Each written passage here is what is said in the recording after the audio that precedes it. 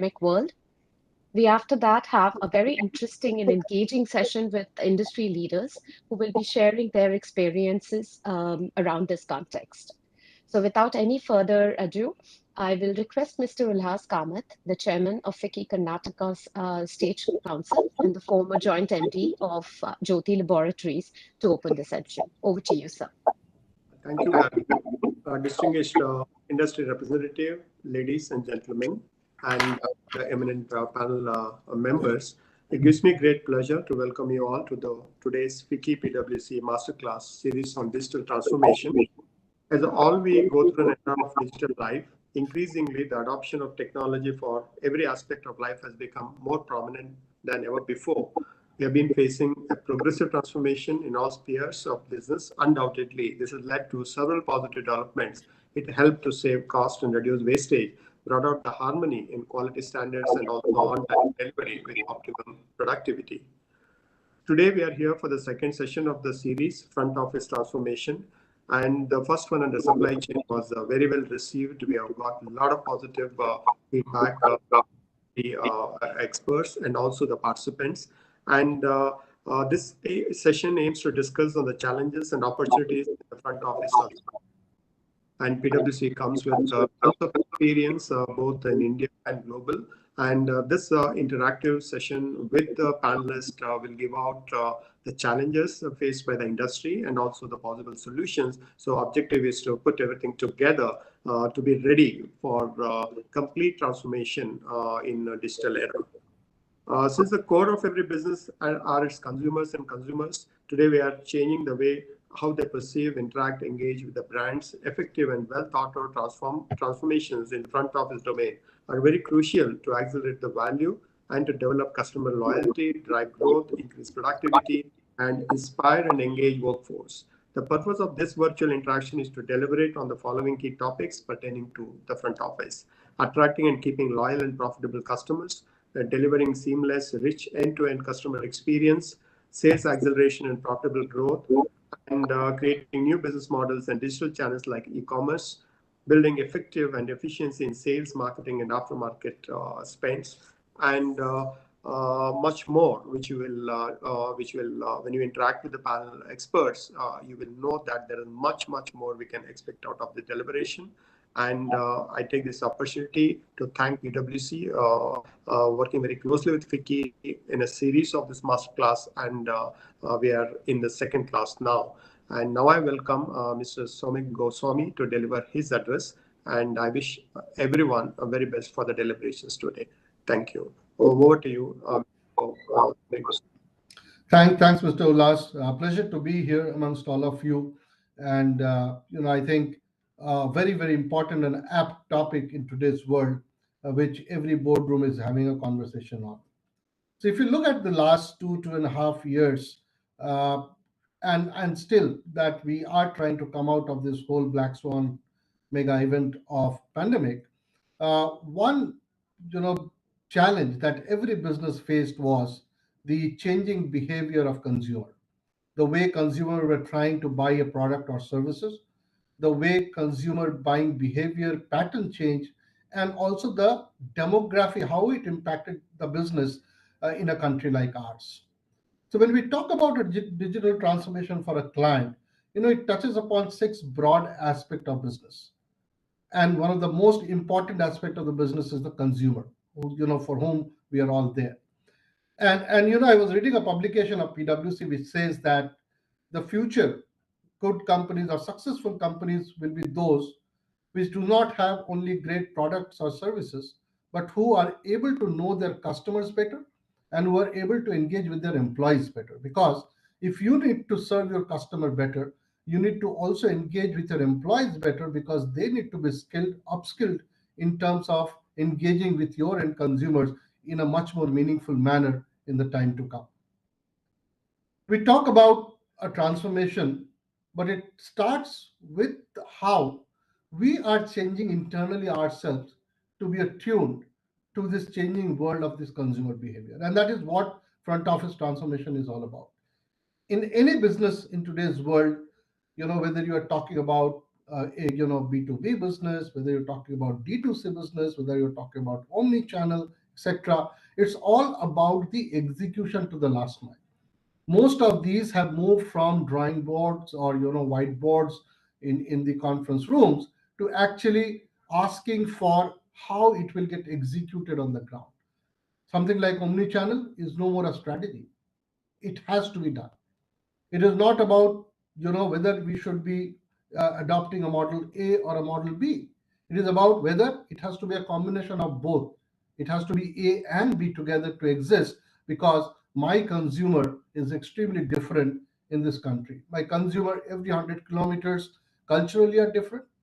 The way they buy services, the way consume products are different, and hence probably we need to cater to them very, very differently. And that is where technology is going to play a huge, huge role to drive things what Mr. Ullas was talking: inspire growth, loyalty, get them onboarded as consumer, and also to sustain them as your customer over a period of time. So in this masterclass, my fellow colleague and partner Amit Khanna, who leads this for the PwC India firm, would like to touch upon the various changing aspect of the consumer in today's world, what is impacting those changes, and the ripple effect of those change in other aspect of business like supply chain. You may have the best of product, but if you do not build an efficient and resilient supply chain, you will not be able to bring those product or services to the doorstep. So how some of these are well connected, how each has a ripple effect on the other, and if we really need to put customer at the center of everything, how does the world around it change when we talk about a business transformation? So with that, let me welcome Amit to take over this masterclass. Over to you, Amit. Thank you, Shamik, and thank you, Mr. Ullas. Uh, Good afternoon, everyone. What I intend to do over the next about 80 odd minutes or 75 odd minutes is to give you a perspective of what we call as a front office transformation.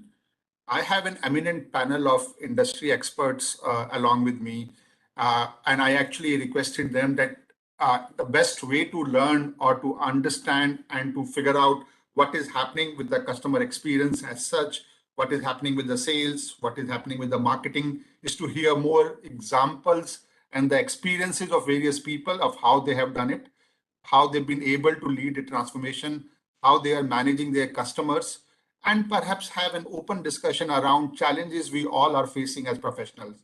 So that's what the intent we will like to do over the next 75 odd minutes.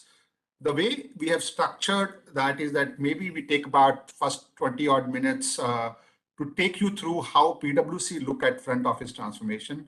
What are the different trends we are seeing in the market? What are the different prepositions we take to the market when we help various clients in terms of looking at their customer or sales increase or their channels, and how it's interlinked with various other things which are happening in any of the companies, right? We will perhaps also try to highlight some of the challenges which we are seeing as a partners to various clients in this whole journey. What is happening, what is not happening on the ground, why the adoption is not happening, what is the challenges we are facing with the sales team, what are the challenges we are facing in terms of adoption of technology, and how this can actually be curtailed, and what are the services we have around that. And then we will have discussions with a few of our fellow panelists who will talk about what they have done, and they will perhaps try to give some of the experiences in terms of how they have built new challenges, how they're managing the customer experience, and how they are looking to build loyalty around customer. So that's the whole structure which we have done. Team, may I request to bring the deck up, please?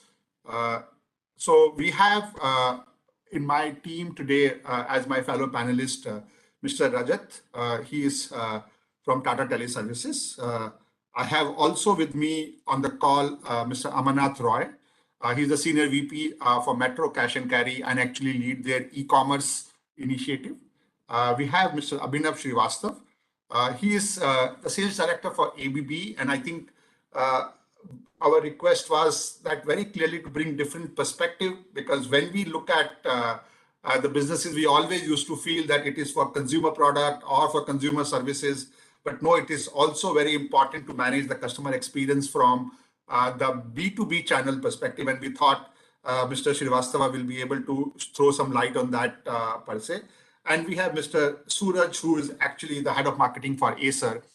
So we have a fairly good, interesting panel which will share their insight around it, of how they have been looking at their customer. And we thought we will keep a very open discussion around that, because this is an evolving topic. I think all of us want more customer. All of us want our customer to buy more from us, and that's the only way we can grow. So that's what we will try to cover. I have two requests to make. Number one, if you have any point which you want to ask me or our fellow panelists, please feel free to write on the chat box, and we will try to take that question in terms of the discussion as such and try to cover those points. Second request which I have is that if you have any specific experience of your own which you want to share, and I know many of you are involved in doing digital transformation in your organization, please feel free and write it on the chat. I will perhaps request you and bring the onus to you to share that, because that will give us more learning for each one of us. Because customer is one area where all of us want to be very, very perfect. He is the person, irrespective of whether it's an industrial product or a consumer product or a service, who brings revenue to me. I exist because the customer exists. There is no business which exists without a customer. So that's why perhaps this is the most important pillar of all the business models which we have. So if I move to the next slide, please. As a PwC, we have been doing a lot of research on the space. We also do an annual survey with multiple CEOs across the globe, as well as from India. And I just picked up a few things which has come in the recent surveys, and I just thought, let me set the context at how important the customer is and the digitization is. And it's actually a mix of how will we use the digitization to bring in the customer experience, to bring in the customer loyalty, to make customer buy more. As Shramik was saying, the future belongs to the company who knows their customer well and can manage them and can keep them loyal. That's how the future is going to belong to. And that's exactly what most of the CEOs are also saying right now. Many CEOs are saying that about 78% that automation and digitization will become very, very important, and it's part of their corporate strategy. Front office is one of the important aspect when we are talking at the whole digitization. There's another big thing which is coming is that the premium customers are actually willing to pay much higher price if my service is good, right? And that experience is becoming very, very important. The whole thing is moving pure from a service to an experience mindset. How will I provide the right experience to my customer? Another interesting thing, and this is coming because we are coming out of pandemic for the last 2 years. We had comparatively tougher market. There are a lot of us who have felt there's less customer coming to market. We have all faced lockdowns, particularly if the channels are interrupted. All of that happened. But now majority of the CEOs are very, very buoyant. All of them are looking at growth coming back. And that's why the whole importance to get the right customer right now becomes very, very important. And many of them, almost 100% or 99% of them have said that they really feel the next 12 months will be of hyper growth, and the customers will play a very, very important role for us to gain market share or to gain additional revenue around that. Now that's another interesting thing which is happening. We have also seen the Indian CEOs specifically talking about the whole customer satisfaction metrics and the digitization as part of their strategy. Something which we were talking to the fellow panelists yesterday and today morning, and it came out very clearly that a lot of CEOs have digital transformation as part of their plan, but they have never executed it. What pandemic has done has actually made it much more faster execution. People are now saying that there's definite value, there's definite ROI if I go ahead with that plan. And that's where the customer satisfaction is becoming.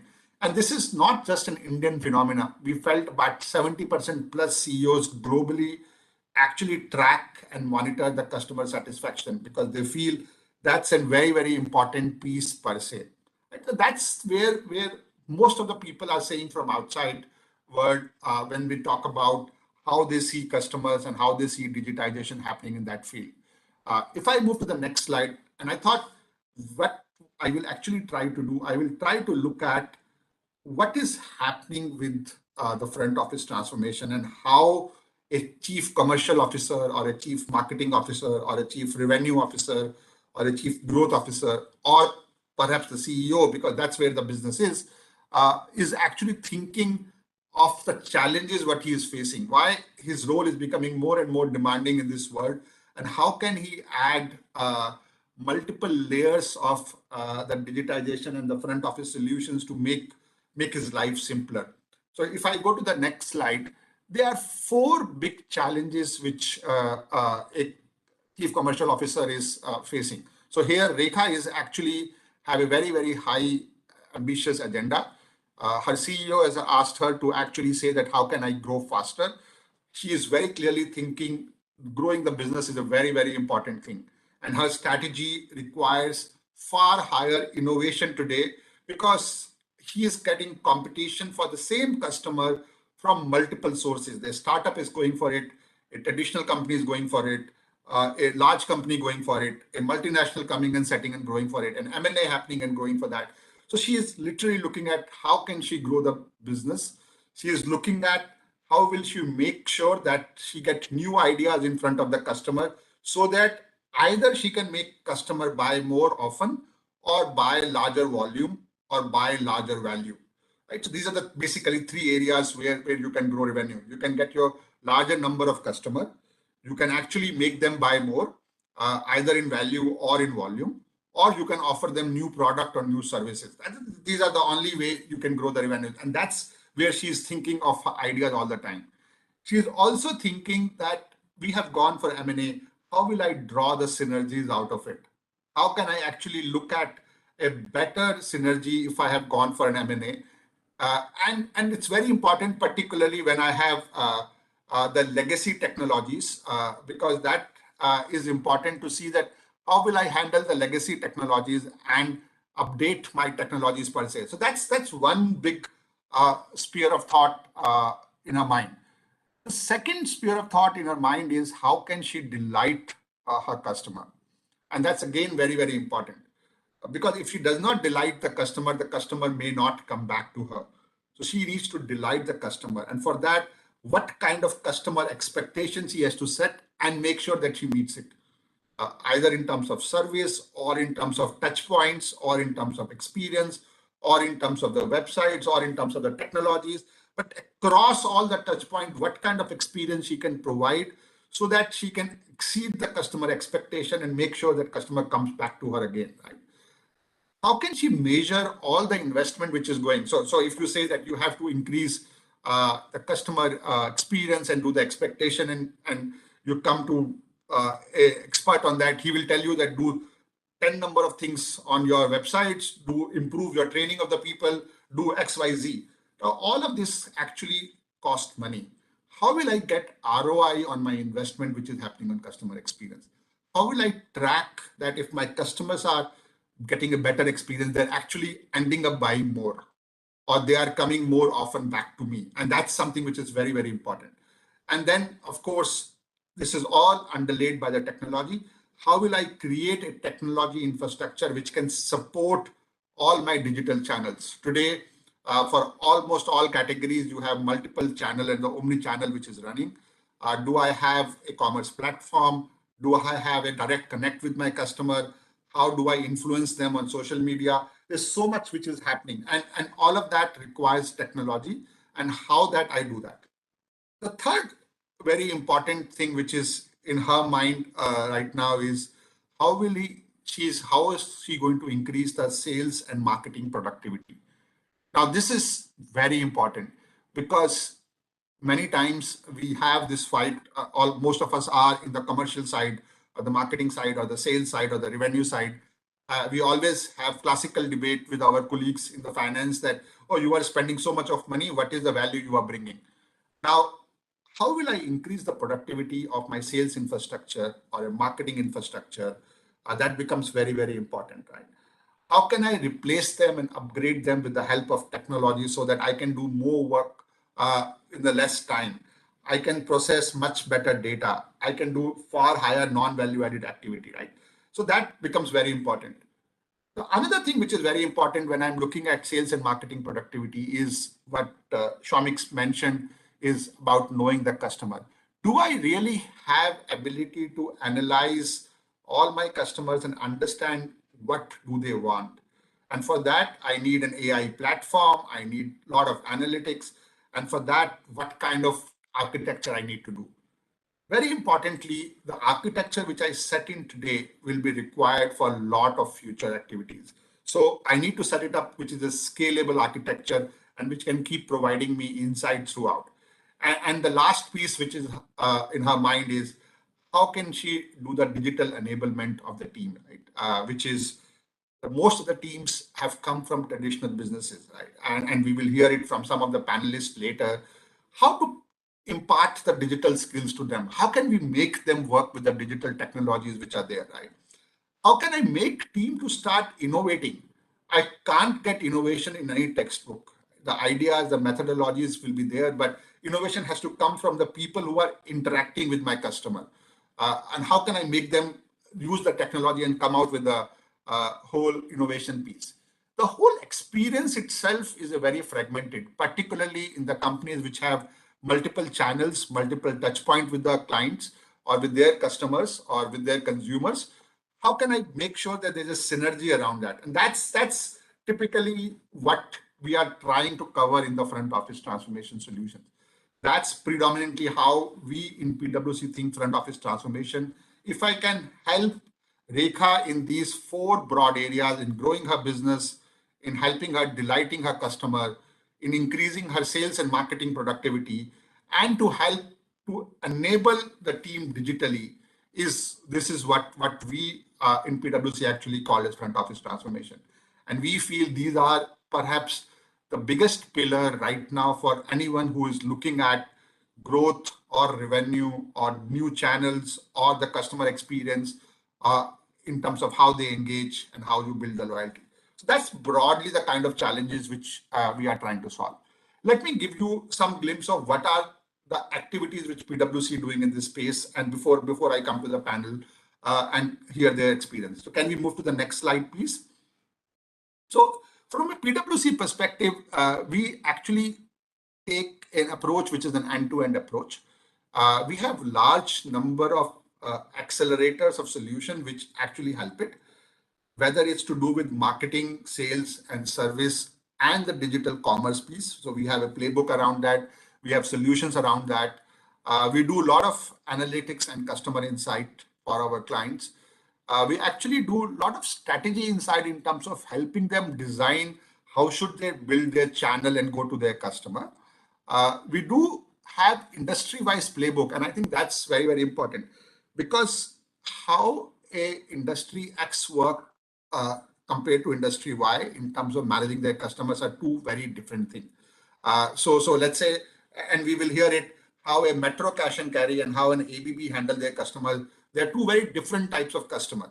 And that's become very, very important for us to look at, and we'll be trying to build some playbooks around it, that this is how we're going to do that.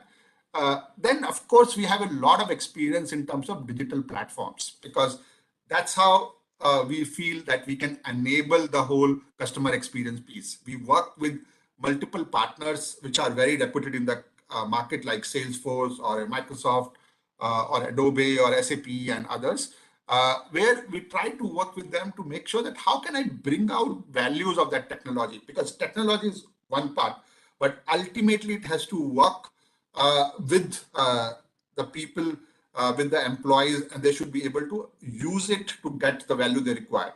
And that's why we follow an approach of a human-centered design, because the adoption piece becomes very, very important. And then ultimately, how can I create the trust and security? Because ultimately you are dealing with customer data and the customer. And as a customer, I'm very scared what you are going to do with my data or what you are going to do with that. So I'm very, very clear. So effectively, what we are saying that I want to build a customer experience, and for that I need very strong engagement from employee, and this, if done well, can provide both productivity and growth, which are very, very important for my business. So that's the solution accelerators which we have. If we move to the next slide, please. So if I look at that part, we do this whole thing in a 3 different steps. We get lot of solutions which we talked about here, which are already pre-built and partially ready. We do get industry and the technical SMEs, because each of them are very, very unique situation. Each client, each customer, each of the organization has a very different challenges that we need to look at.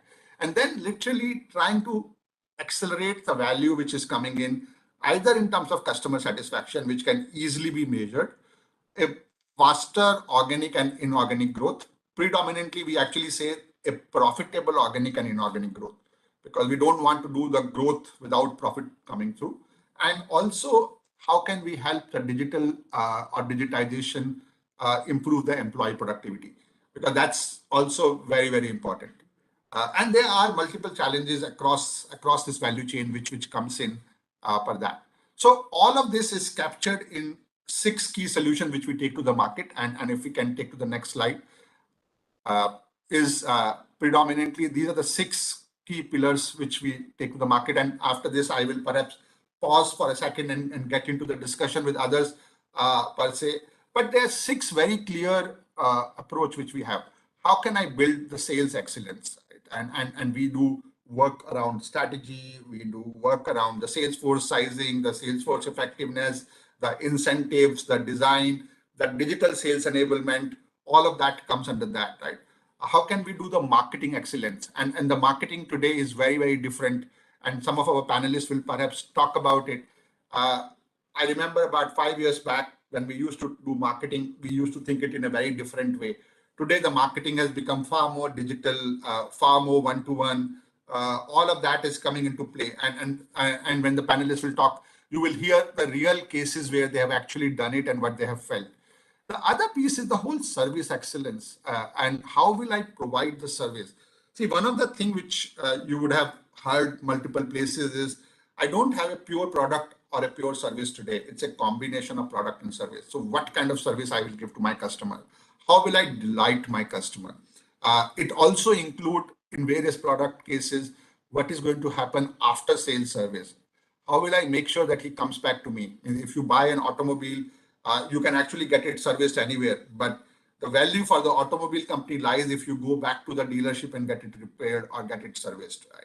Because that's another important thing, that because you will keep on knowing the customer and you will know when he want to change his car or when he want to change his automobile, so that you can keep getting the repeat sales from that customer. The other area which is very much in demand and most of the organizations are thinking about is on the digital commerce side. How can I enable the digital commerce? Whether it's pure B2C or whether it's a B2B environment, whether it's industrial good, whether it's services, everybody is trying to go for digital commerce, right? And again, this can be done in a very frugal way. This can be done in a very elaborate way, depending on what you need as a part of your strategy and with your customer. The other thing which happens is that once you have all of this, you have multiple channels working, right? And how you will provide an omni-channel customer experience, which is standard. Because if you are giving different experiences to your customer at different stages, you obviously have a kind of dissonance creating in your customer's mind. So you need to make sure that you provide a customer experience which is standard across the omni-channel piece per se. And also manage the omni-channel conflict. Means we will actually talk about it. The channel conflict has increased because I am selling through multiple channels and my customers want to see how I'm selling from channel 1 to channel 2, whether is it different in terms of experience, different in terms of product, different in terms of pricing, different in terms of service. All of that become very, very important. And the last thing which is the new area which is coming up big time is my customer wants everything as a service. So can I give him everything as a service? You literally can make anything as a service right now. I mean, you getting the subscription models from all the e-commerce guys. You are getting in news as a subscription. You're getting multiple product as a subscription, irrespective of whichever category they are in, right? And there are some very interesting work which is happening, right? So instead of buying a car, you get, okay, I will drop you to the office and pick you up in the evening. And if some companies start that, this is a service, a office pickup and drop as a service. So that's the new models which are emerging. And that's what we are saying. Can I use the whole digital space to innovate and come out with a new proposition for the customer? Because you are serving my need. And that's where the whole world is moving to. And these are the key 6 areas or the broad themes where we work with our client as a PwC. Let me just pause here for a second from a PwC perspective. I just thought this is more to set the context. We know there are multiple challenges which we all facing. These are easier said than done. I can tell you, I've been working for about 25 years. From the day I joined my first job after my MBA, I joined in sales. And from that time till today, we are still working on sales excellence. I don't think by the time I retire, it will get over. And that point in time, again, somebody will be still working on sales excellence, right? Because these are all the continuum which continues to work. And as we becoming better on that, we change our benchmark and want to become even more better. Sometimes the disruption happens because of technology. Sometimes disruption happens because of some event which has happened. And sometimes disruption happens because a competition will do or innovate faster than us or better than us. So we need to change very, very quickly. But that's the broad context of what we mean by front office transformation and how we are trying to approach it and work with our partners and our clients and providing them much higher value. The ultimate objective remains the same 3 which we talked about. We want our customers or our clients to get better revenue or higher revenue or grow their revenue, right? We want them to have a better standard structured customer experience across multiple channels. And we help them in digitizing their sales, marketing, and service so that they can do much larger piece. They can do insights about their customer and they know their customer better so that they can ensure that the same customer comes back. And all these 3 outputs are interlinked with each other per se. Last point before I stop, which even Shramik was mentioning, one of the things when we look at the transformation and particularly the front office transformation, we can't look at it in isolation. I can't provide a very good service if my supply chain network is broken. I can't provide a very good experience if my people, my employees are unhappy.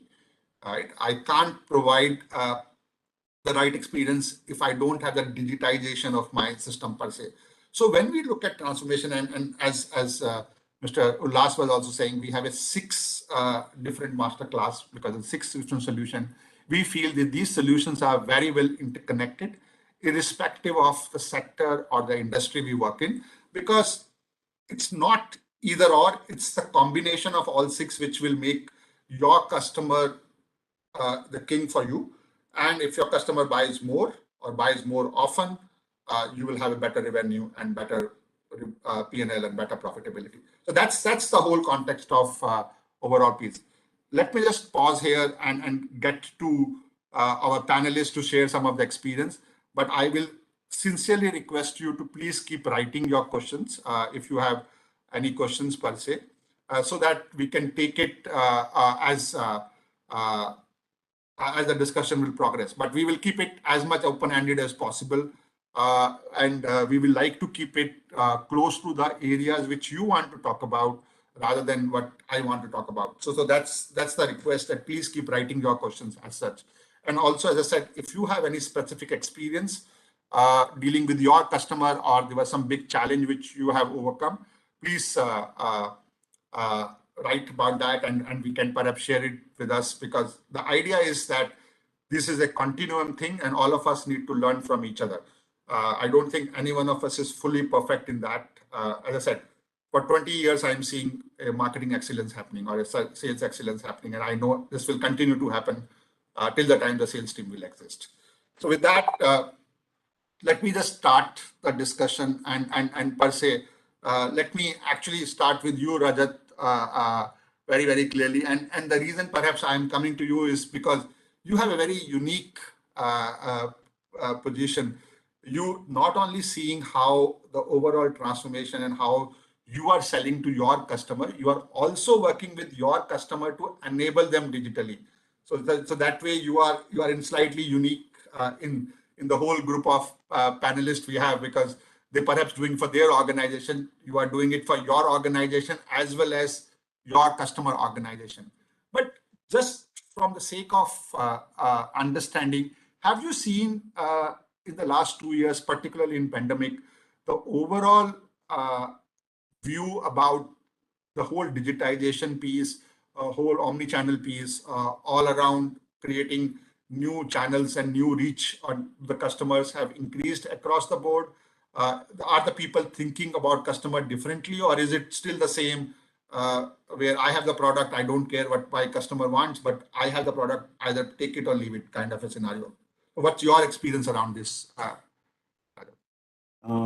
you, Mr. Pranav, for this opportunity, and of course, thanks to Fiki and PwC for giving me this opportunity to talk.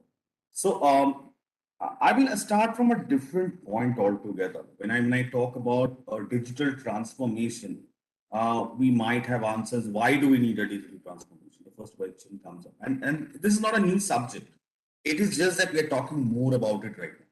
Digital transformation had been happening at a very low pace because the people never felt the importance. Now, why digital transformation is required or required at much early stage than what it should have been had there been no pandemic is because of the consumer.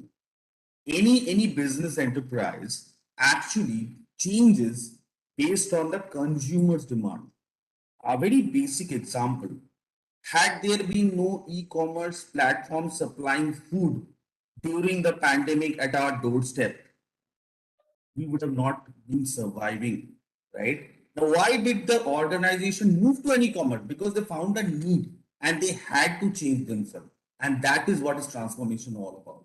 So transformation is actually an output, what we see to it, right? Based on the market situation. Consumer makes the organization change. We don't change according to, or the consumers doesn't change according to us, because it's a competitive market. Today, if X number of organizations are moving in a particular direction, are using a particular set of tools to transform their work process or maybe employee engagement, maybe communication, that is the demand that is there. Now, first step which I feel when we talk about digital transformation is to assess digital assessment or digital maturity assessment. As an entity, when I approach, as you rightly mentioned, we actually support our customers on whatever tools we sell as an organization to help them digitally mature further. The first thing that we always advise is, sir, please assess your internal maturity level. Digital maturity is a huge and a vast subject. What is required for X company may not be applicable for Y. So control C, control V does not work in digital adoption. It is unique to every entity. It is separate to be dealt at every single case is a case in itself. So every organization first they should answer this question: where do I stand today? Right? A very interesting case I would like to highlight today is when we met one of the customers in Hyderabad. So they actually sell properties. It's a property selling company, right? So normally, maybe 2 3 years back, when you want to buy a property, a consumer will see the property physically and then decide. That's a general rule. That okay, virtually I'll see a 3D of a flat and I will buy that. But trust me, this company during pandemic, they were first 3 months, they didn't even know what to do. They had the apartments ready and all. So they adopted the technology to create 3D videos in a content delivery network and started promoting. So I gave this example because see the consumer's behavioral change. And this company boasts that now they have got orders from foreign clients also. The NRIs are also investing because they're just seeing the 3D and buying. So digital transformation, and one more important thing is digital transformation is not just today I did this, I am a digitally transformed company. It's a journey. Every day new technology will come, every day the adoption level and the maturity level has to increase. Right. So thank you, Rajat. And I think the two very good point which you made. One, if there was no D2C or e-commerce, perhaps the lockdown would have been much more painful than it was now. And I think that was a very important thing. And that has also helped or instigated a lot of companies to start their e-commerce or a digital commerce business or trying to reach there. Maybe I will go to Mr. Amarnath, and you actually work in that space where you sell a lot of stuff, and quite a lot of that stuff is actually a daily use stuff, and which goes to multiple retailers who literally going to sell to the customer. Maybe I have two questions for you. One, how you have seen the journey from a pure store to a omni-channel piece where you have got or e-commerce coming in. And second, even if you got the e-commerce, your ultimate customers are the retailers, right? So how you are helping to enable them so that they can still work digitally, because you may be digital, your customer is not digital, may not work very well, right? So that could be another interesting phenomena which would have happened in your kind of industry. So what have been your experience around that?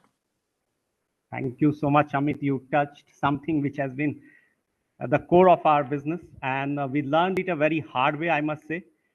On say digital transformation, before that, I'll add one more point to what Rajat said, Amit. See, digital transformation is something which everyone wants to do, but the path towards digital transformation is very, very difficult. Yeah. And unless the organization has got a top down approach on this, where everyone in the board and the leadership is aligned towards the digital transformation, trust me, it's a very rough road ahead. Yeah. So for us, I think we till 2018, Amit, we were a complete store play, right? The brick and mortar types, right? But thankfully, we had started thinking on those lines and started working on how we can, add to our convenience, because the point of convenience started coming up because of this traffic, which thankful to all the cities which are getting crowded now. So we started thinking on those lines as to how to add the convenience, and then also see to it that the experience of the customer at the store and the commerce app should be almost same. Yeah. So our transformation was like kind of on a fast track with the COVID. Yeah, because we were almost there with 70-80% of our product. We just had to launch it, and then in a beta, rather than going into a beta phase, etc., we just moved that. So I must tell you one particular fact that we realized while doing it. One, uh, so it's like you need to understand your strength on these areas, Amit, because most of us, as you said, are on a legacy system, right? Legacy system is too bad a system to kind of scale your commerce business if you are thinking on doing those lines. So we went through those patch where we had to kind of integrate, where the front end is completely different, but thankfully we have managed to map with our backend, and hence all the inventory pricing, etc., is good. So we took the approach that we took, Amit, is we decided that of the three stages of the commerce, right? One is of course the ordering part, which is the commerce.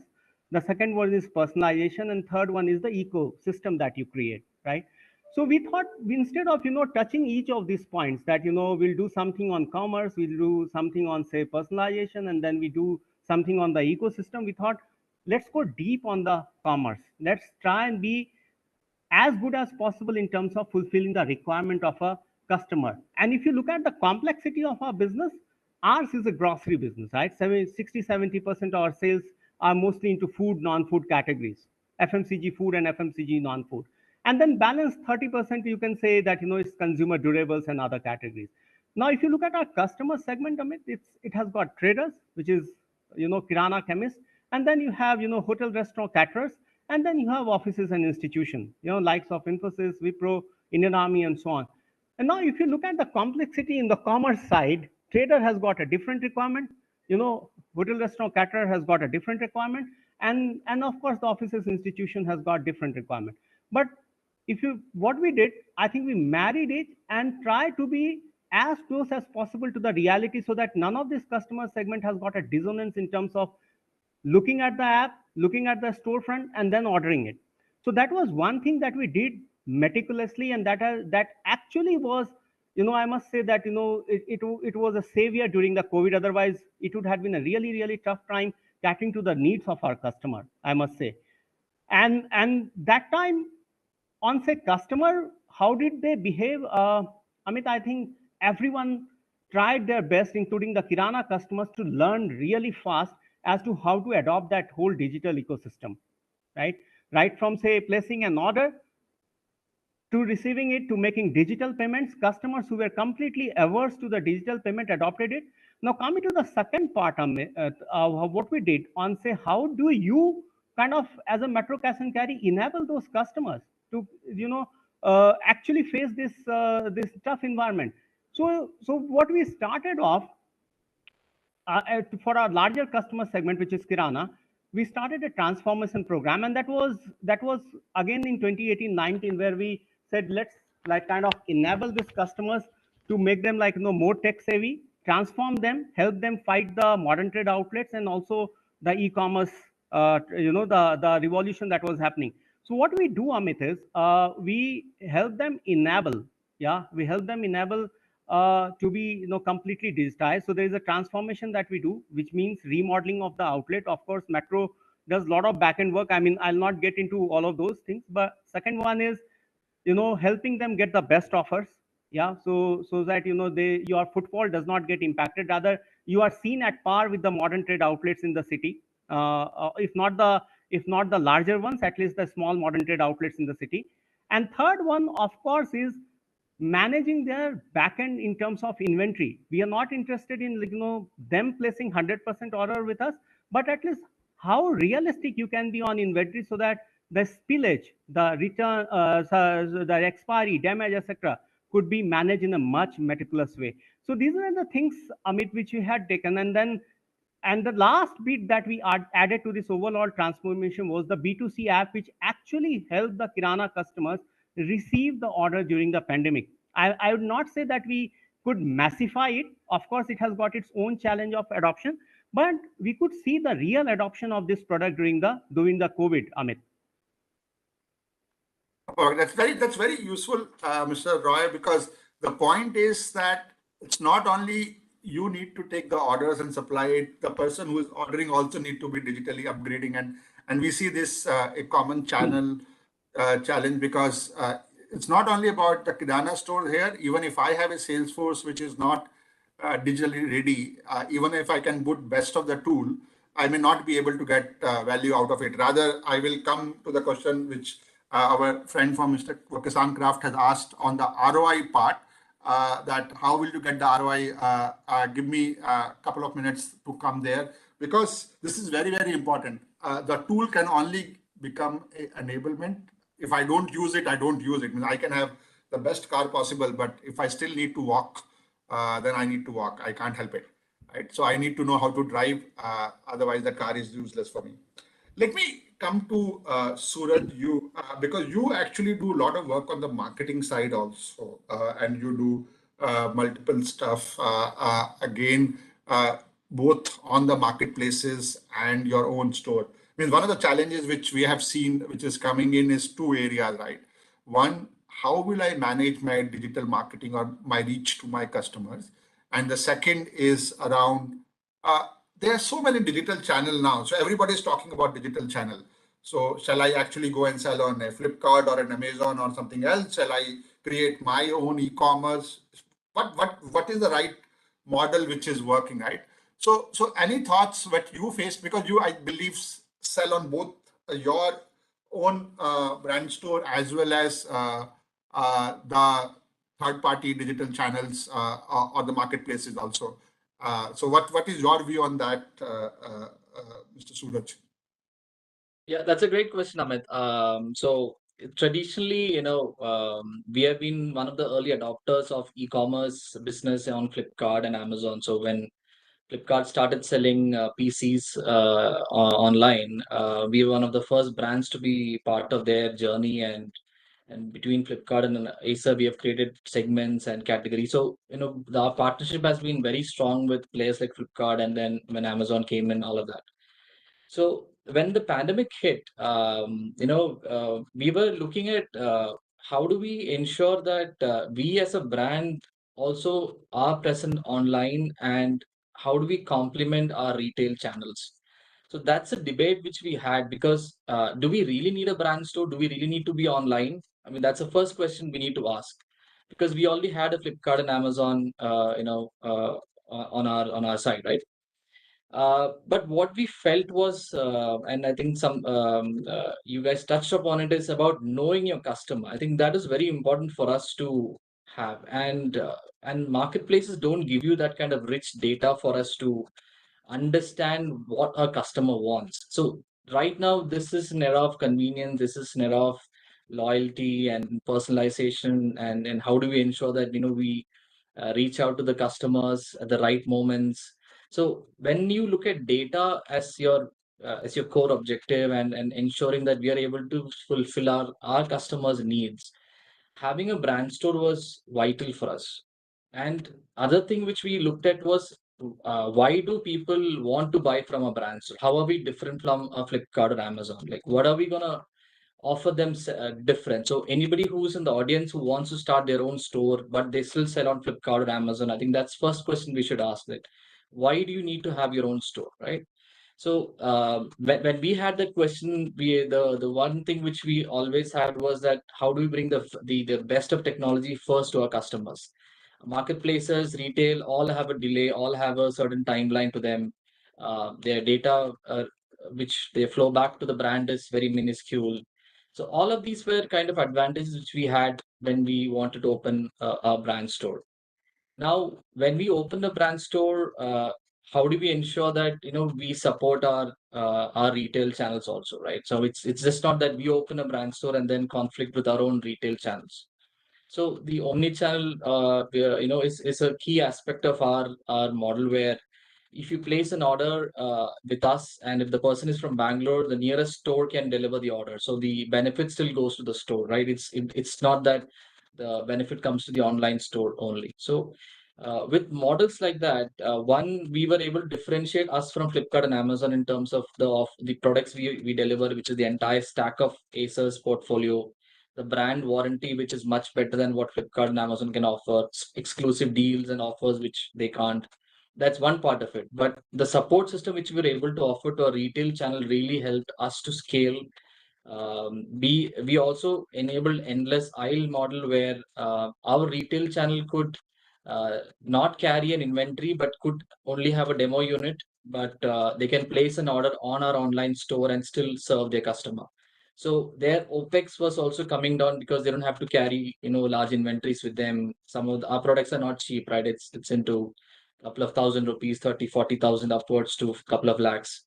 So it's an OPEX strain at times like pandemic, and we don't know how much walk-ins will get, because people are cautious about going to stores, physical locations, etc. So when the pandemic was at the peak, and when we were just coming out, this really helped give confidence to partners to ensure that they were able to pitch the entire portfolio to their customers. If they don't carry a stock, they're able to fulfill it from our brand store. So I think when we design our own store, I think what we have to really take into consideration is how do we take especially brands like us who have been here for the past 2 decades, and we have been on the retail with our partners, for so many years. We can't have a model where they are not part of our journey. So I think that's a couple of points which we took into consideration when we opened our store, and how we differentiated from some of the marketplaces which we have been present over the past 5-6 years. Thank you, Suraj. And I think that's very, very interesting, and particularly for the people who really want to look at multiple channels to reach to their customer. The channel conflict become very, very important point to look at and to consider, because you don't want your own sales force or your own retailer or your partners who are there for very long time to feel that, oh, you are selling cheap on the e-commerce. There's a big hue and cry which happened with the retailers about few months back, where they used to say that, okay, the product is cheaply available on Amazon and it's much more expensive here. How will you manage all of that conflict and peace? Coming to the question which our friend from Kisan Craft has asked, I think there are three things which we are talking about here when we are trying to look at the ROI of overall experience. Right? So there are key matrices which works, right? So there are the matrices around how many times the customer is coming, is the customer buying more, is the basket of the customer improving, is the overall value of the customer which is improving. That's one area which is very numerical to look at. You also look at how the customer transfers between multiple channels, right? So how does, and if you can identify, and that's where the technology become very important, that if it's the same customer who's come to me on the website or my brand store, or it's the same customer who has come to me on a marketplace, it's the same customer who has come to my store, the same customer who has come to me on phone or my call center. So how will I touch base with the customer who is swinging between them and identify is it the same customer? Now that's another thing which helps or which works very well. The other important piece, which is now becoming very, very important, and specifically because of advent of the social media, is, and it's very key metrics, is my customer referring me more often? Because we are seeing a huge amount of customer converting customer to a customer community, right? So I am the customer influencing that community to buy my brand or my product or my services. And that's again a very, very important tracker to look at. And all of that will give you what kind of return you are getting on the investment which you are making. Because if your customer is trying to push you in your group or in the communities which you want, then it becomes very, very important. And that's a very big endorsement that helps you to reduce your marketing cost and that helps you to get more customer back. And last thing is whether he's coming back or not, how often he's coming back based on your product categories, because every time you will not have the customer to come back. So that's a broad thing. Let me come to Mr. Abhinav, and I think the reason why I have very lot of interest on it, because many of us come with this mindset that the customer experience or the satisfaction is important when we are doing a B2C business, right? I strongly tend to agree that whether it's a B2C or B2B, where even if I'm dealing with the industrial customer, they have their own experience need and perhaps need lot of strategy and lot of areas to be handled properly. So, Mr. Abhinav, I think two questions for you. How you look at this whole industrial products and B2B customers?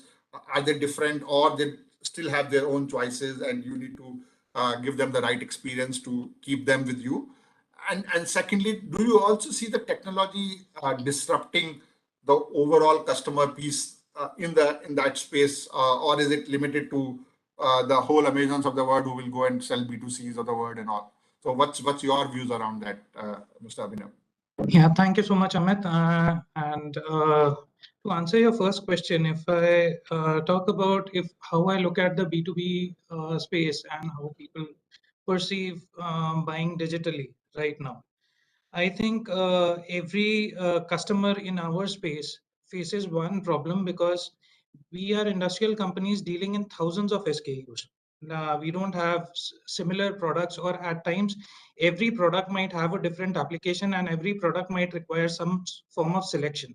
And this selection, getting it technically correct, is actually the key, which is why most of the business has so long, the industrial side has so long been catered by the offline businesses, the offline distributor base, or by the offline sales only. Now, as we venture into the e-commerce era, selection, how I go ahead and how I help my customers select the correct product, how I help him source it, how I help him discover it, is actually what makes the difference when it comes to a B2B customer. Usually the customers will have their own arrangements with their distributors or with their channels. They would have a credit piece, they would have something called as a replenishment schedule, that every so many days, please supply me this product. They would have some emergency purchases. In these kind of scenarios, it becomes very, very difficult at times to convince the customer to buy online. However, once we have had the experience of showing it to our customers that once you shift online, maybe getting their entire consumption for the previous year, or maybe giving them a lucrative offer on that, and then giving them a customized experience that, okay, this is what you purchased in the last year, and this you might require in the coming year, or this you might require for your maintenance, or for a risk purchase, or for an emergency. This is something which our customers have actually been delighted with. Now, when your inventory or your SKU count runs into thousands, everything is not going to be available across the nearest, or with your distributor, or with the nearest sourcing point. The e-commerce is a huge enabler when it comes to connecting a person with a requirement and somebody holding an inventory at the other end of the country. The customer will always look for a genuine product. He will look for the right product, so which we help our customers in sourcing.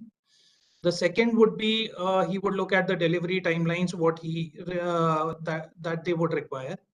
Moving forward, they would look at a price and commercial terms, and then the key piece that adds on to the experience, or that helps them with the buying decision, is, am I purchasing it from a secure source? Do I pay for it, and do I get the right product, and do I get it within the timeline? So that is where having a marketplace or an e-commerce model would actually help the customer. Even the B2B customer would be easily accepting of the procurement online instead of doing an offline transaction. And finally, the best part of it is that the customer gets end-to-end trackability. So this is how our experience has been built upon with when it comes to the business customers, and how industries have actually started adopting to this model. We started very small, and most of our buyers initially were our own employees, or some customers who were looking for replacement products. But as we move forward and we have ventured with, spoken to our customers, we have spoken to industries, utilities, infrastructure clients, contractors, panel manufacturers, OEMs, they find our solution of sourcing something online is much more convenient as compared to getting it offline when they are in real need of the product. The second question, when it comes to the Flipkarts and online, Flipkarts and Amazons for our kind of product, actually our products are extremely technical in nature, and we would have knowledge bases, specifications ranging into entire catalogs. Now, hosting them on general marketplaces and then expecting the customer to buy the correct thing is also is too big an ask. So I would rather like to have a model, or we would rather rely on a model where you have some standardized products already available on your platform. The specific products which would require consultative selling, you have a technical support team for that, who would guide your customer on which product to select, how to install it, how to use it, what would be the right application. And finally, if you have customized products, you would require a configurator for that. That being said, that would not be very easy to develop on a marketplace or on an aggregator site. Right. So what you are saying, Mr. Srivastava, is that one of the big value, or the two big values which your customer feel: one, they know they are getting the real genuine product, and they can have the visibility when they will get it and how will they get it and all of that. And the second thing is that you have been able to enable a technologically driven configurator, where on your brand store, people can actually configure the product which require, because being the nature of product being very technical, it requires some kind of a configuration or a customization, which they can do digitally, and then you can make it and send it to them. Yeah. Perfect. Great. I will come to you again, Mr. Srivastava, here, and also to Suraj, for two different kind of businesses, but a very similar question which Dr. Harshvardhan had asked. See, both of you have dealers and distributors which sell the product, as well as you are selling it directly, right? How you manage the profitability or how you remain competitive from a price perspective in two different channels per se? How you look at this per se? Because either you are cutting from distributor margin or you are cutting from direct sellers, or that conflict is very common. Any thoughts on that will be very helpful. So maybe Abhinav, you can go first, and then Suraj can add from a much more B2C perspective per se. Uh, just to correct you, Mr. Khanna, we are running a marketplace, so we do not sell directly on our own marketplace. We are rather a technology enabler for most of our distributors. Our sellers are our distributors, and a lot of them had actually ventured into their own multi-brand e-commerce stores, and they were often constrained because of their own lack of expertise or vision or the availability of investment that an e-commerce platform would require. So even at the beginning, we were very clear with our channel partners that we would not be selling directly, and we would be hosting a platform where our channel partners could put up their products and make them available for customers across the country. That being said, a lot of channel partners or distributors will always see it as a conflict, because I am exposing the entire country to the best prices available or to the best assortment that is available from other distributors, and or all our distributors will have that fear in mind that where does my customer go after that? Like if I expose my customers to a distributor who's based out of Chennai and who keeps good stock, my customer could actually stop valuing me. So these kind of conflicts we have received. I wouldn't say we have received a lot, but at the same, most of the times what we've seen is that the customers will try and source the major bulk of their products from the channel partner or the distributor that they have been purchasing from.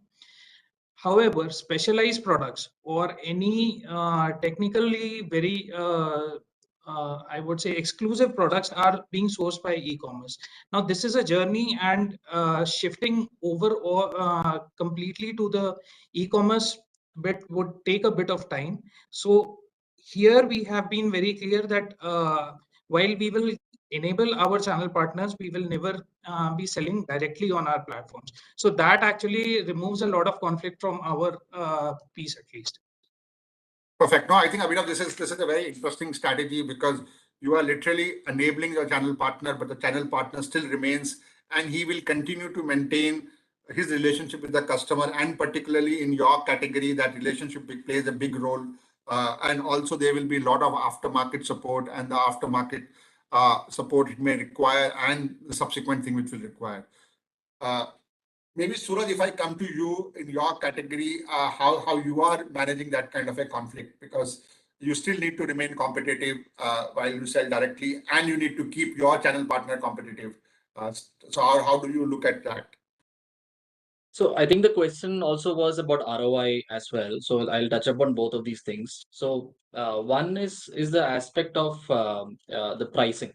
So on our store, we don't have a differentiated pricing to our channel partners. So whatever the channel partner pricing is there, that's the same pricing which will reflect on our brand. So there is no conflict in terms of pricing.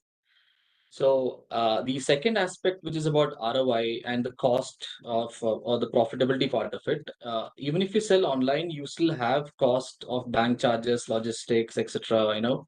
If you have to do no cost EMI, cashbacks, you still incur all these kind of costs even if you sell online through brand store. But if you look at the other way, which is your retail store or selling on the retail front, what companies like us do is we have distributors in between, right? We have Ingrams, Reddingtons, Supertrons, many distributors who buy the inventory in bulk from us. So the money value we realize much faster when we sell it to the channel. Although it reaches the channel from distributor, then to a regional distributor in some cases, and then to the final retailer. From a brand point of view, we are able to realize the money much faster. So even if the margins might be lesser when we sell to distributor than to a regional distributor and then to a retailer compared to direct selling, the money value and the time it takes to realize the money, all that stock inventory we have to hold on brand store, all that kind of equals it out, if I may say. And the brand store, again, it's not about competing with channel, it's about complementing them, which I was talking about. So our retail store can make use of our online store, like I touched upon before, where they can place orders of the stock that they don't have. They can sell to their customers the entire portfolio what Acer carries. Even if the distributor doesn't carry it, they can still order from our online store and sell it. It could be any part of the country. We serve to over 20,000 pin codes from our online store. So even if a small partner in a remote part of the country needs a very expensive laptop or laptop which he usually doesn't sell, he will not lose that customer because he has access to our store from a B2B or a backend point of view where he can place the order. So there are two interface which we have on our online store. One is for the partners and one is for our normal customers. So they're able to utilize that and ensure that we complement all the marketing efforts we do for our online store. Trickles down to our retail store also in terms of benefits. So I think in that sense, it equals out and it's a win-win in most cases. Right. Thank you, Suraj. May I come to Mr. Amarnath, to you, and I think what I also wanted to check with you, because yours is a kind of business where customer come back quite often, and so what kind of a technological infrastructure you have where you track whether the customer is coming back or not, and through multiple channel, because now you become omni-channel and you have this thing, and do you think there's an adoption where your teams are using that insights or the data effectively, or there is still a lot of learning to go before we feel that our front end people and the teams will start using some of the features which these technologies provide as such. So where do you think, from a maturity perspective, the industry is, or with respect to Metro per se? Oh, yes, Amit. So the transformation technically has been managing the customer data on, say, Excel sheet to the CRM for offline. And then once we have this, we had this e-commerce launch, then you have a parallel, analytic tool which is there for the e-commerce side, right? So now, how do we do it? We kind of track the customer journey for offline and online, Amit. And to answer to one of your questions, I think yes. And I kind of touched upon this point when I said on the digitalization front, when you plan to do it, you also need to look at the people, right? Are they geared up to use the technology that you're trying to implement here? So the team, we kind of now, of course, on the hiring side, we brought in those people who can understand this whole piece. While the technology is there, but the usage is very important. Otherwise, it turns out to be a zero-sum game where you don't have any output despite all the implementation costs. So now we merge those data of offline and online, Amit. And what we have seen, and I just touch upon, one of the questions on ROI, though certainly I would say that, once though, now how do we manage it and how do we understand what is our success story? So at least I can, at this point in time, I can tell you that we know that, our customers who are using the omni channel, yeah, the store and the e-commerce bit for Metro Cash and Carry, their buying frequency and the overall sales is much better than the customers who are just offline and just online. Yeah. So, and then accordingly, you marry this data, have a targeted approach to the customers separately who are coming just offline, and then who are customers who are coming online. Now, because then you get to know that, your promotions, your customizations, your personalizations, is it working or not working? Right. Right. And that's very interesting because you can literally learn the personalized campaign for them or a personalized promotion for them. I think it is very heartening to learn that yes, it's been used very often per se. And Amit, so now, Amit, just one point though, and one of the good impact, rather I would say, of this entire digitalization is now you can at least, so now when you kind of get your app to most of the customers, right? You can also use your offline promos to be sent to the customer, right? And get them to your store, right? That's where, see, you, so the basic thumb rule that we have followed is store gives you a wide presence in the market, right? That's an asset, that's an equity that you have created over the last X number of years. Now that can be leveraged as an equity, as an asset. And that's where we have seen when you use this technology to bring in the customers to your store, those customers are much, much loyal than just the offline or just the online part. Amit. Perfect. No, great. I think very interesting insights from all of you around how the technology is being used per se. Maybe to actually get it to some kind of a conclusive thing, Rajat, I want to come to you because you are also looking at where is the trend going. So is it the end of the technology? Do we already have the best of the CRM, best of the customer insights, or we are seeing more disruption coming because of technology? So I should wait, not implement it now. I will do it 5 years later because something new would have come by then.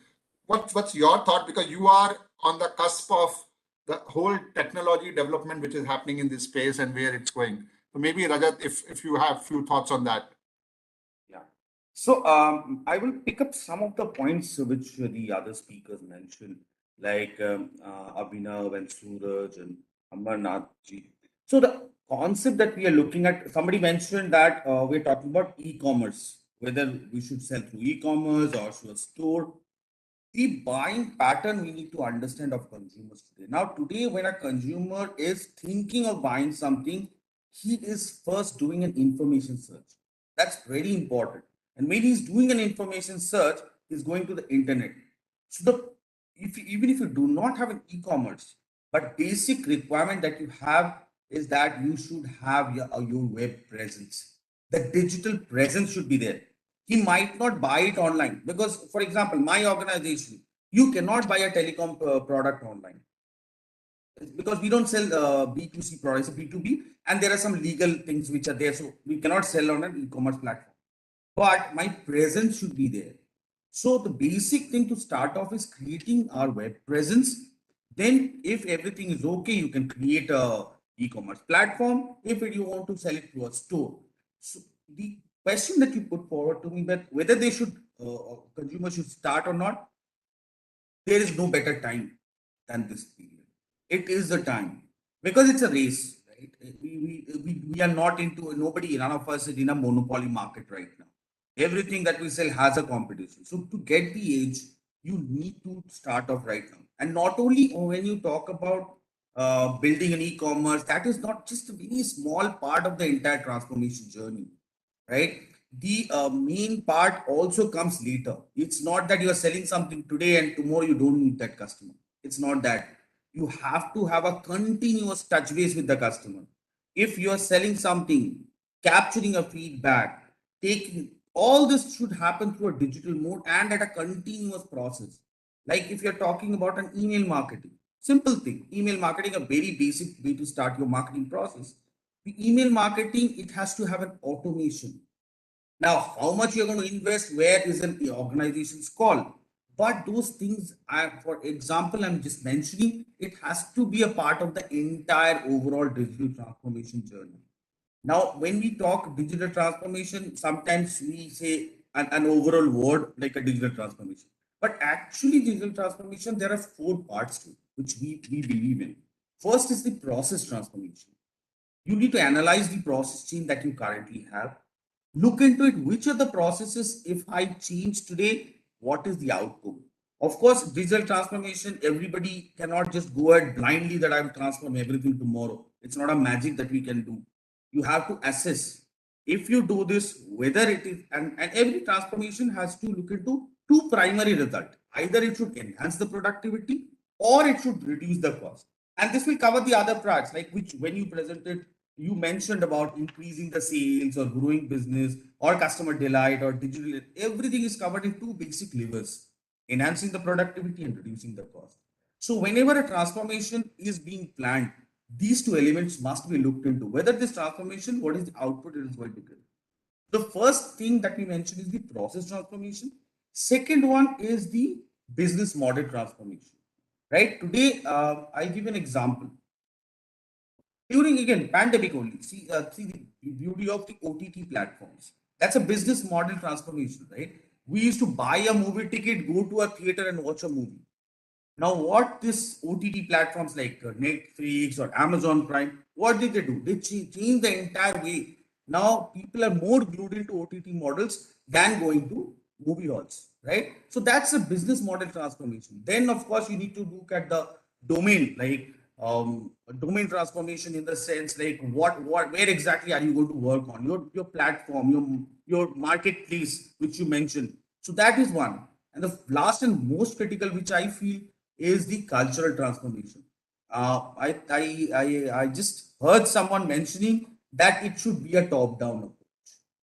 At a lower level, I think Mr. Amarnath mentioned it should be top-down. The organization top level should believe in the transformation, that yes, this transformation has a result. It should not be, okay, they are doing, so we are doing. You have to believe that this is going to give me the result. And you have to substantiate that with pen and paper, that, okay, this is my roadmap of my transformation. This is my time frame when I'm going to achieve this level. And this is the output I deserve.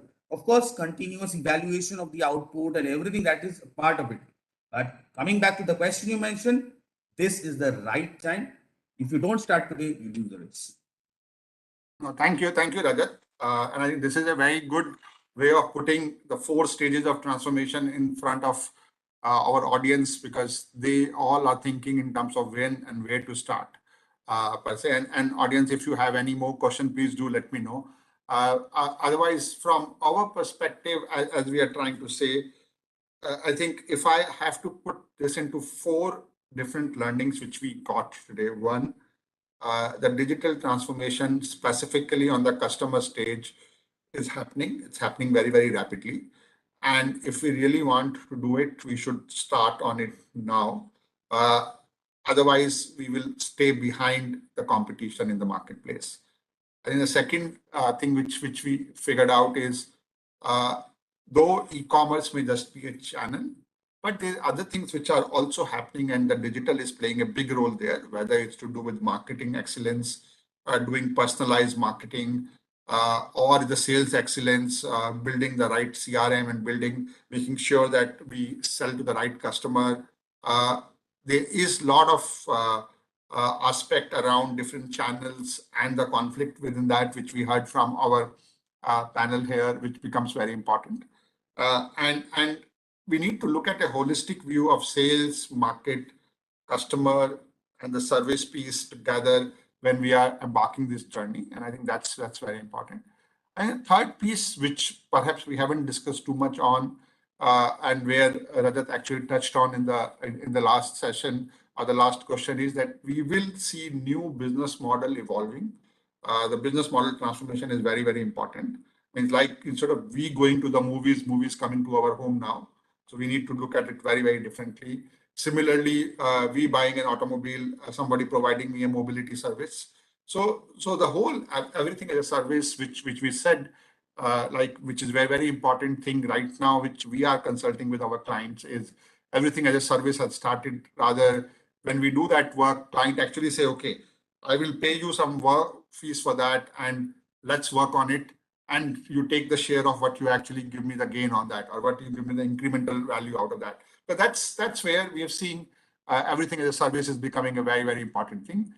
And the last thing which we learned, and which I think Suraj and Amarnath both mentioned, rather even we heard it from Abhinav also, is that whole customer experience become very, very important. The customers still remain the focal point. You may have multiple channels, you may have digital, you may have an e-commerce, but if you don't manage your customers, or whether you manage it providing a consistent experience through your channel partner, so that you enable him digitally, but the channel partner deal with him, or you do it with the help of providing a direct service to them, whichever way you provide, but a consistent, good experience to the customer is very, very important per se. And today, thankfully, we have technologies to measure what is the impact of that consistent experience has been, whether the customer has come back or not, whether the customer is buying more or not. All of that we can actually check on that, and that's where we are.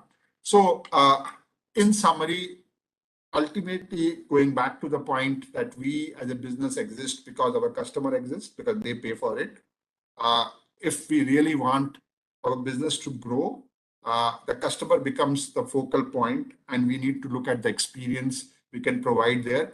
We can look at how can we reach to them more often, how can we provide them the better service, how can we provide them the better marketing, better promotions, and the better relationship as such, a better engagement with our brand. Whether we do it with brand store or whether do it at marketplace doesn't matter, but ultimately the customer is the final decision maker as such. So I think that's the whole context. I don't see any more question coming, and I think we are also almost at about 6 o'clock, about 3 minutes there. May I request FICCI team to actually thank all the people who came in for the call, or any closing remark from the FICCI team. Over to you, sir. Yeah, good evening to you all. My name is Ashwin. I'm from FICCI Karnataka. It's been a very interesting session, and it's been great to hear all of you speak today, various perspectives. Thank you, PwC, Mr. Amit Kannan, Mr. Shomik, for your initial opening remarks, and the way you've conducted this webinar. It's been beautiful. It's been seamless, going from topic to topic. We've heard Mr. Rajat, Mr. Abhinav, Mr. Amarnath Roy, and Mr. Suraj Balakrishnan giving their perspectives of their organizations and how they've done it. It's been a great lesson, to all of us. And as they say, sales is the oldest. Is one of the, I would consider sales as the oldest profession, because you need to sell. You need to sell to bring people in, to network better, to establish that trust. And today has been, it's been great. It's the various channels. We have a hardcore retail company. We have a B2C company, a B2B company, and a company which opts both, as Suraj said, both spaces. They've got their store as well as the e-commerce thing. And it's been a fantastic to listen to you all. And I'm sure all the participants here today are having that same experience. I'm just asking once again if we could just spare another 5 minutes, and if there are any questions from any of the audience, you could just raise your hand and we will unmute you, and you could address your question to any of the panelists.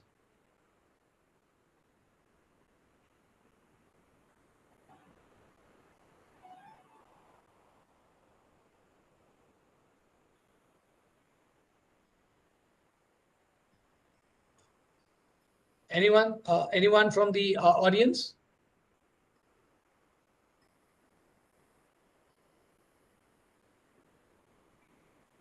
I don't see any hands going up. So I thank you all once again for coming on this FICCI PwC webinar today and sharing your thoughts. It was very, very insightful.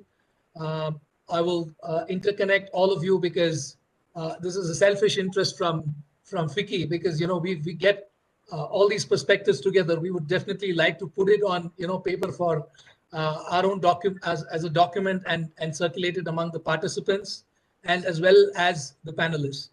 So thank you, participants and panelists. A very, very big thank you to all of you for spending your time, to each one of you. And have a great weekend. Weekend starts, I think, tomorrow for most of us. Thursday and Friday being holidays, and Saturday, Sunday, general holidays for most. So thank you all for being patient and taking up this webinar at between 4:30 and 6. So bye-bye, and let's meet. And thank you all once again. Thank you. Thank you. Thank you. Thank you. Thanks a lot. Thanks a lot. Bye.